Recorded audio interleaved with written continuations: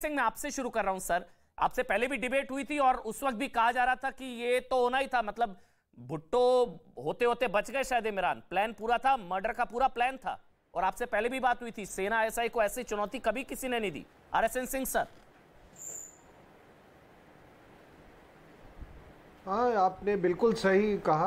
अगर आप पाकिस्तान का इतिहास देखें तो एक बार 72 में इस तरह का सेना वर्सेस पॉलिटिशियन यानी कि जुल्फ़िकार अली भुट्टो के साथ हुआ था, और आपने देखा था कि उस समय अंजाम क्या हुआ था।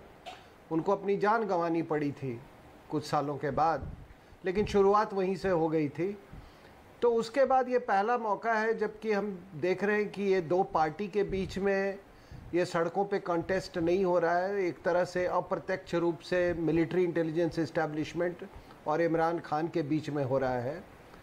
और मैं इसको इस नज़रिए से भी देखता हूँ, एक हिंदुस्तानी होने के कारण, कि देखिए बलूचिस्तान में आप जानते हैं क्या है, किस आज भी जब ये शहबाज शरीफ चाइना गए हैं तो उनको जो है शी जिनपिंग ने उनको कहा कि आपको हमारे लोगों का ध्यान देना होगा, वो बिल्कुल असुरक्षित है।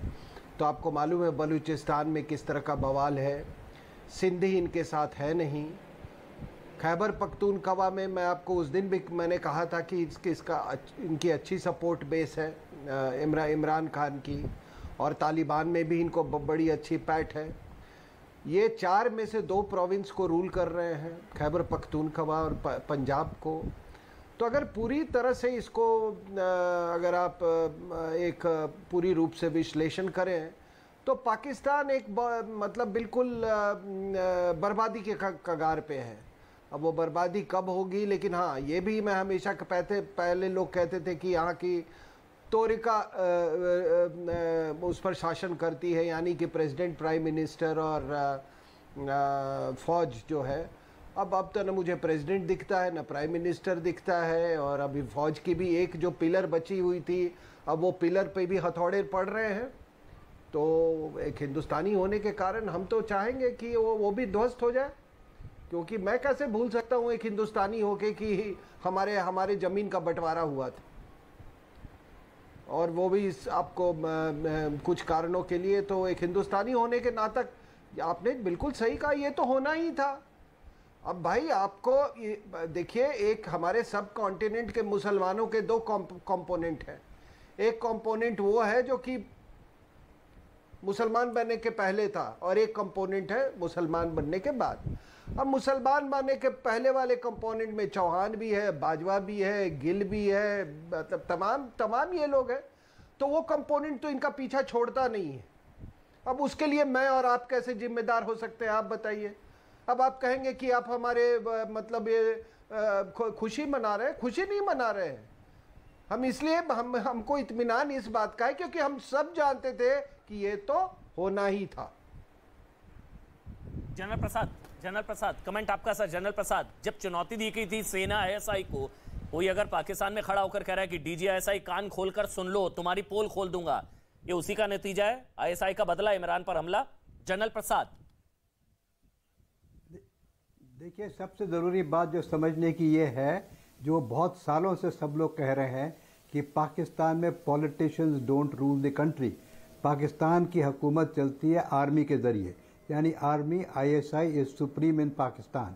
अब जब इमरान खान को डी-सीट किया गया, जब उनको नो कॉन्फिडेंस मोशन मिला पार्लियामेंट के अंदर, उस समय भी यही कहा जा रहा था कि आर्मी से उनका नाता ठीक नहीं रहा। हालांकि आर्मी ने ही इनको इलेक्ट कराया था, जब हम लोग कह रहे थे सब कि he is not an elected prime minister, is a selected prime minister because the army was supporting him. उसके बाद कहीं जाके रास्ते में इमरान खान की और आर्मी की कोई कॉन्फ्लिक्ट हो गई, उसके बाद आर्मी ने इनको डिथ्रोन करा दिया। ये भी सबको मालूम है। जिस तरह से आर्मी ने इनको राज गद्दी पे बिठाया था, उसी तरह इनको निकाल भी दिया। तो इस समय पाकिस्तान के अंदर इमरान खान समझते हैं कि he is a very popular leader. वो चाहते हैं कि अगर स्नैप पोल हो जाए तो मैं फिर से जीत जाऊंगा। पहली बात तो स्नैप पोल में जीतेंगे कि नहीं जीतेंगे ये तो डिबेटेबल इशू है, लेकिन मोर इम्पॉर्टेंट इशू है कि इनको समझना चाहिए कि अगर आर्मी इनको सपोर्ट नहीं करेगी तो चाहे स्नैप पोल ही नहीं हो सकता। स्नैप पोल जो है वो इलेक्शन कमीशन कराती है और इलेक्शन कमीशन नहीं कर सकती कुछ भी जब तक कि इसकी आर्मी की अप्रूवल ना हो। तो ये बात समझ लेना ज़रूरी है। दूसरी बात, ये पहले भी इमरान खान कह चुके हैं कि अगर आप मुझे स्नैप पोल नहीं करने देंगे तो यहाँ ब्लड बाथ होगा, और आप ब्लड बाथ दिखाना शुरू कर दिया आप लोगों ने कि जब ये हादसा हुआ उसके बाद ब्लड बाथ शुरू हो गया। देखिए, इस समय ये देखना पड़ेगा, और it's a bit too early, I must confess कि इस समय डायरेक्ट कमेंट करना सही नहीं होगा।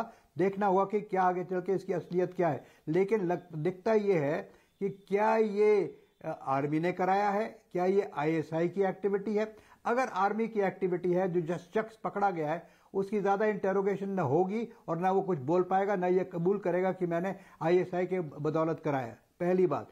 दूसरी बात, अगर हम ये समझते हैं कि शहबाज शरीफ ने कराया तो वो तो हो नहीं सकता, इट्स वेरी डिफिकल्ट, बिकॉज वो आर्मी उनको करने नहीं देगी। तीसरा एंगल एक और है कि क्या इन्होंने खुद ही अपने ऊपर हमला कराया एक सिंपैथी गेन करने के लिए। वो भी बड़े खतरनाक सिचुएशन है, कहीं खुदा न खास्ता गलती से इनकी चोट लग जाती चेस्ट पे तो ये मर जाते। तो बड़ी कन्फ्लिक्टिंग इश्यूज हैं पाकिस्तान के अंदर। लेकिन ये समझना ज़रूरी है कि इस समय पाकिस्तान इस माहौल से गुजर रहा है जब उससे बड़ा माहौल कहीं हुआ नहीं था, और ये इमरान खान ने पहले सोच के बता रखा था कि ये होगा। इसका मतलब क्या वो जानबूझ के ये करा रहे हैं? क्या ये इलेक्शन स्नैप पोल होंगे? स्नैप पोल होने की तो कोई there is no possibility at all. कहीं ये ना हो कि अगर लॉ एंड ऑर्डर इतना खराब हो जाए कि आर्मी में हैव टू टेक ओवर। लेकिन आर्मी जहां तक चाहेगी इसको टेक ओवर ना करे, बल्कि जो करंट गवर्नमेंट है उसको सपोर्ट करती रहे, और जहां तक हो सके सिविलियन गवर्नमेंट रहे वहां पे। ये मुझे लग रहा है कि सिविलियन गवर्नमेंट को तो आर्मी प्रमोट करेगी और रहेगी, ना स्नैप पोल होंगे। और ये दंगे जो हो रहे हैं ये थोड़े एक आध दिन में समाप्त हो जाएंगे, क्योंकि किसी ना किसी टाइम पे आज या कल या परसों तक आर्मी इसमें आ जाएगी और सब ये ठंडा पड़ जाएगा। लेकिन दुख की बात यह है कि पाकिस्तान में एक प्रधानमंत्री का हत्या पहले हो चुकी है, बेनज़ीर भुट्टो की। अभी दूसरी अटेम्प्ट हुई है या खुद कराई गई है, ये टाइम बताएगा।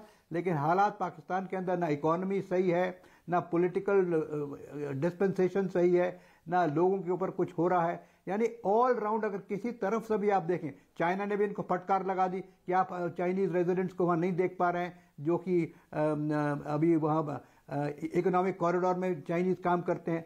तो इन ऑल डायरेक्शन, हाँ, ये जरूर एक प्लस पॉइंट उनका निकला है कि FATF ने इनको ग्रे लिस्ट से निकाल दिया है। वो फिर दोबारा ग्रे लिस्ट में आने की तैयारी कर रहे हैं। Look at the way the terrorism is going, this is also is it a terrorist activity. So बहुत सब चीजों को देख के आप ये समझें कि पाकिस्तान का माहौल इस समय इतना बुरा हो गया है इंटरनली कि कहीं ऐसा ना हो कि आर्मी कोई इसका डेंजरस एक्शन लेने की कोशिश करे, कोई ऐसा ना हो कि इसके, हमें इसमें बहुत सतर्क रहना है। We have to be very cautious and see developments in Pakistan from minute to minute. कहीं ऐसा तो नहीं हो कि deflecting the attention from the internal problems in Pakistan कुछ वो बॉर्डर पे करने की हरकत ना शुरू करे। हालांकि इसकी भी पॉसिबिलिटी बहुत कम है। बहरहाल इसके लिए भी हमें तैयार रहना चाहिए। Every Indian government official must be very carefully watching कि पाकिस्तान के अंदर हो क्या रहा है, चाहे हमारी रॉ की एजेंसीज हो, इंटेलिजेंस एजेंसीज हो, सिक्योरिटी फोर्सेज हो। तो ये सब चीज़ें बहुत गंभीर हैं भारत के लिए। इन नेबरहुड में इस तरह से अगर हलचल मच जाती है, इस तरह से लॉ एंड ऑर्डर प्रॉब्लम होती है, तो we have to be very cautious. और मेरा तो ये मानना है कि चाहे पाकिस्तान में जो होगा वो भुगतेंगे, लेकिन हमें कॉशियस रहना चाहिए कि कहीं ऐसा ना हो कि ये बॉर्डर के ऊपर कुछ हरकत शुरू हो जाए। We have to be very careful and watch this situation.